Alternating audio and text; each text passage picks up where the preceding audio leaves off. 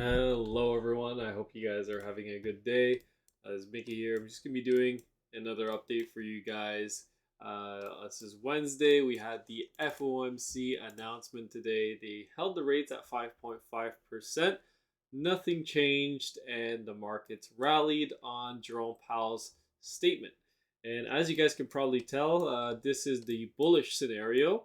We hit our buy area, and we actually went in for by a few dollars, and we actually reversed off of that. So that was quite nice to see.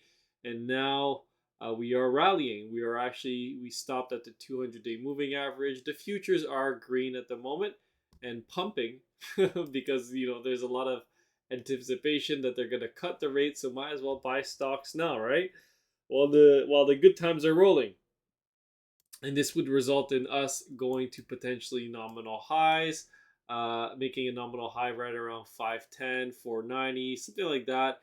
Maybe even go as high as 540, and then eventually top out, form a B wave top, and then that'll be it. That'll be all she wrote, and you will actually break down significantly lower and go essentially back down to the 2008 lows once you make your grand super cycle top. Okay, and now moving on to the bearish scenario right now, and let's take a look at it to see if it's still valid. And it is still technically valid, although it is starting to, test its limits here right now. So at the moment, on a traditional Elliott wave count, you have a 1, 2, a 3, 4, and a 5, and that's what we have right here potentially, which is a 1, 2, 3, 4, and a 5, which is an ABC correction inside of a bigger wave 4, which would propel us into a final wave 5 towards the upside. And so yeah, that would be it.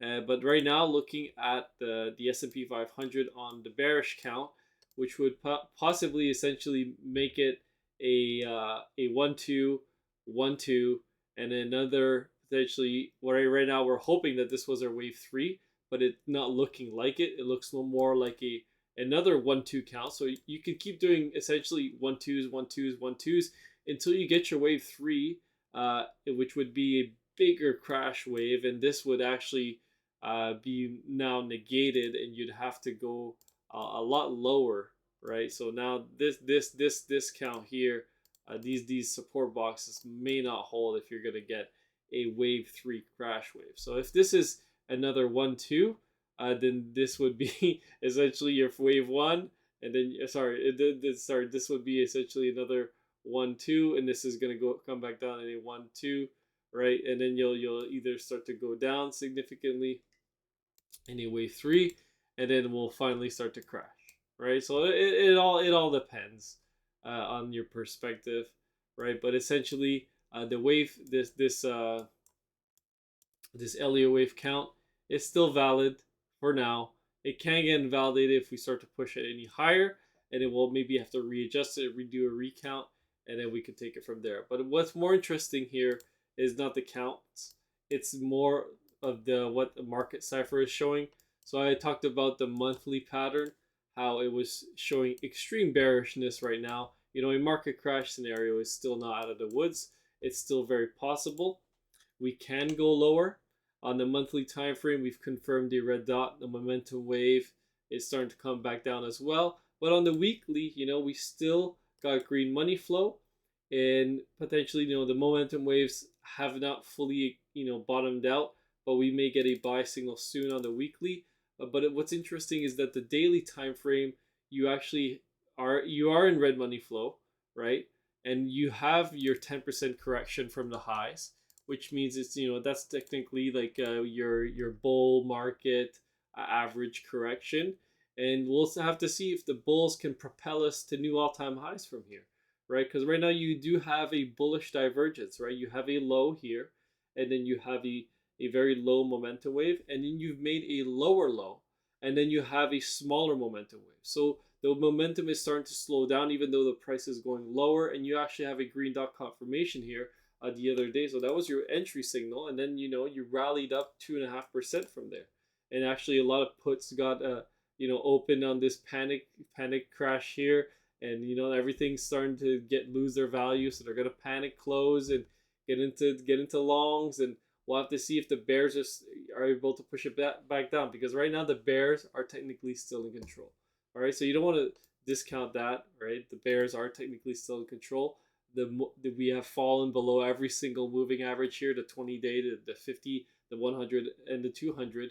And right now we're going to retest the 200 tomorrow, and we'll have to see if the bulls can recapture it. And if we do, you still have a lot of overhead resistance, right? Don't get me wrong. We are still in the danger zone.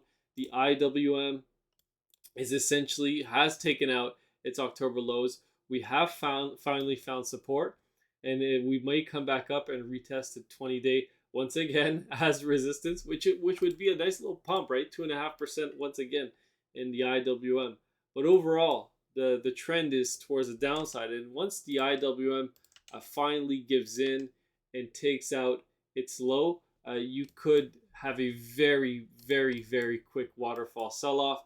This could be followed by any number of things. There's so many pieces of dangerous information, like dangerous events are floating around. It could be China and Taiwan, could be Ukraine and Russia, could be a geopolitical event like Gaza and Palestine.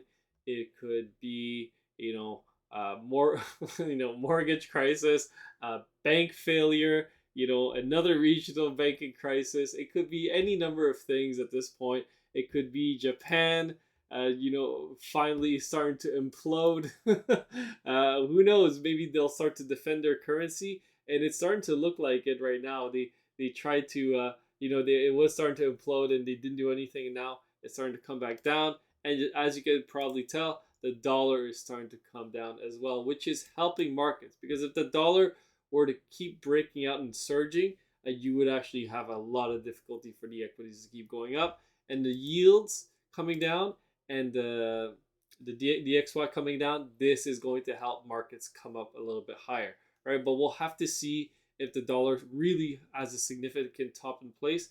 It starts to come back down significantly. If it doesn't, then you'll have a big surge up in the dollar, and then that'll be very bad for equities.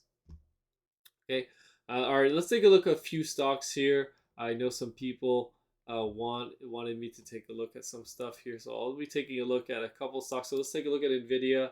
Nvidia again, this is still our count, although the C wave could technically be over. We would have reached the minimal, I repeat, minimal requirements here, down here, for a bottom of into a C wave bottom, and then technically Nvidia can pump back up and maybe retest 518. But again, I really see that as the unlikely scenario. But anything is possible at this point. That would be a 22% pump towards the upside, and then maybe Meta can come back up just a tad more. I think Meta can actually come back up maybe to its 100 retracement again. It's not even that far off. You had that panic sell-off and during earnings, and then you saw the buy the dippers, lots of buy the dippers come in and just pushing it back up. And then I did some work on Roku as well.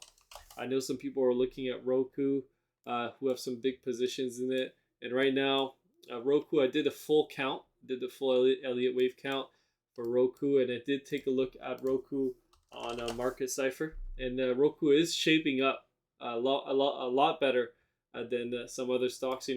Some other stocks are so beaten down near their lows, but they just can't catch a bid. But Roku seems to be catching a bid, especially after earnings today. It was up over, I believe, 17% in the after hours.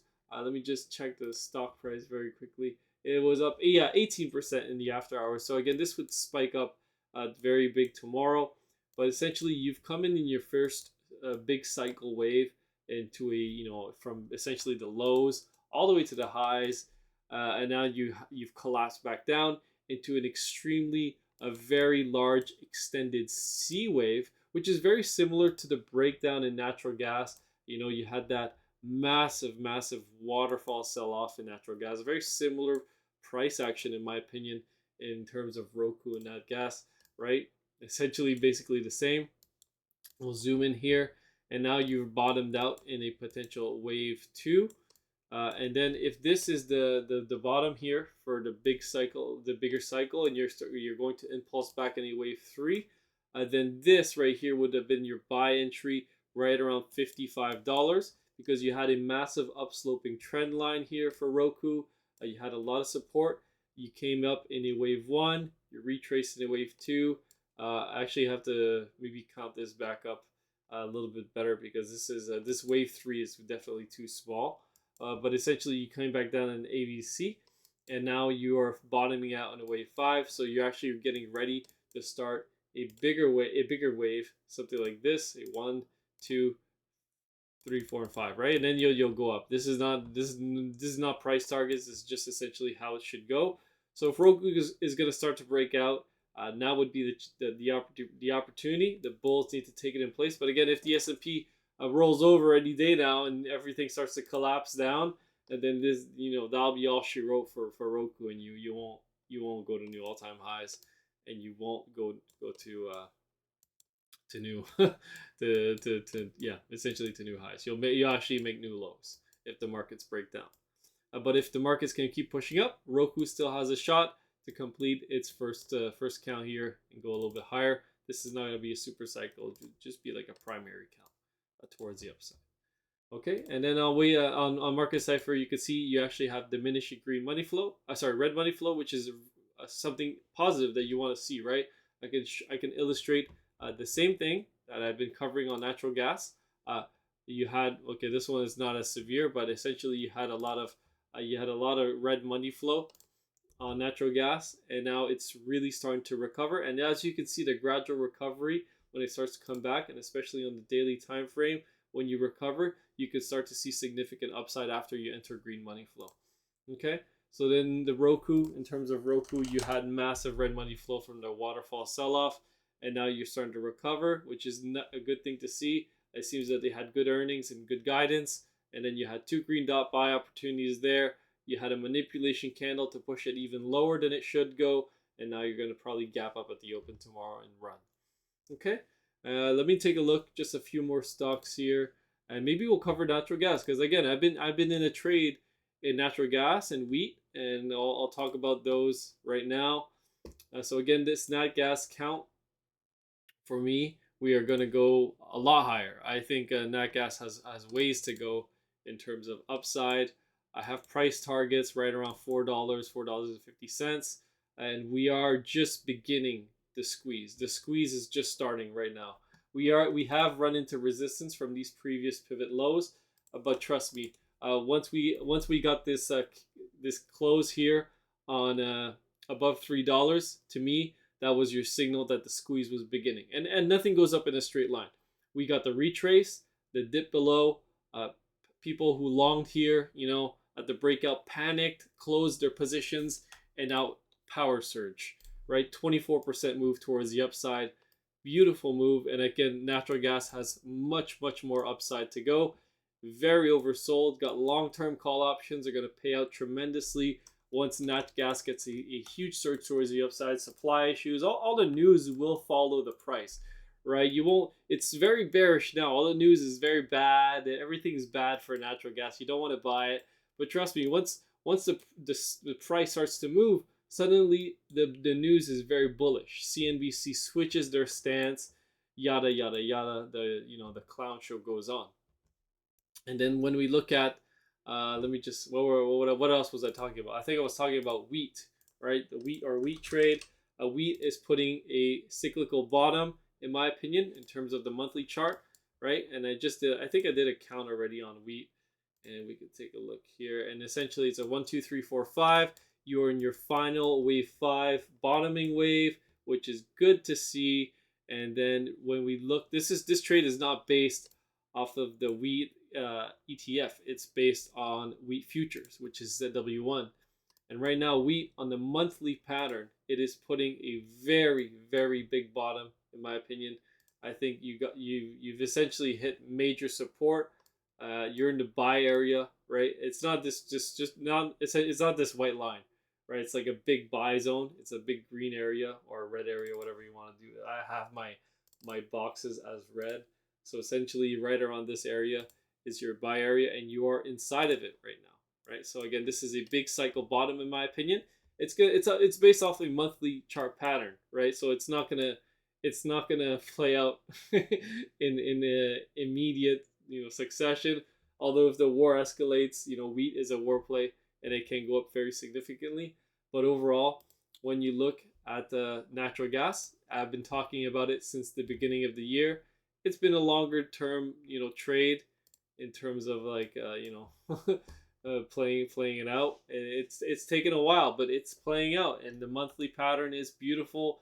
Green dot confirmation on the week on the monthly, and that was basically your cycle bottom. Now natural gas has much more upside to go. And then we can cover maybe the dollar very quickly. We could take a look at the dollar. I know today was not what we expected. We had a very big surge in the morning, big pullback after that, and it's been only downside since then. And then we're actually going lower at the moment. We are down. Oh, look at that. Bitcoin's going up. We are going down about 31 basis points. Excuse me. And then on the weekly time frame, it was looking a little bit better. But again, you're actually crossing into red money flow. So I'm not so sure if the dollar can hold up much longer. But anything can happen. And then on the monthly time frame, you were looking very bullish actually, and now things are actually starting to shift. You had a -5 and a 17, now it's a -4 and an 11. So if the monthly candle is already switching and losing momentum here, that's not a really good sign for the dollar to go much higher. Anyways, overall, you guys know that we do have a bearish scenario in the market and a bullish scenario. Things can change, and that's why we take profit and we exit our positions, and we move along with the flow. Right, we don't hold those onto those positions forever. You actually have a bullish divergence as well on the RSI, and that should have been your signal to probably take some profits on your shorts and exit your shorts and enter some longs, and then there you go. Right, so that was it. We'll have to see how high this wave one goes. If this is the bullish count, we should extend a little bit further, maybe retest the highs right around 435 to 445. So right around this area is where you should, let me just get it accurately as possible, and 445, right? So this would be where you would want to see your wave one extend to, and then you'll get a retrace after that, maybe back to this trend line right around 420, and then if you'll come back up in a huge massive impulsive wave in wave 3, and then 4 and 5. Okay, so hopefully that helps you guys out. Now we kind of know what the markets are doing, and we'll take it day by day. Don't take anything for granted. Peace.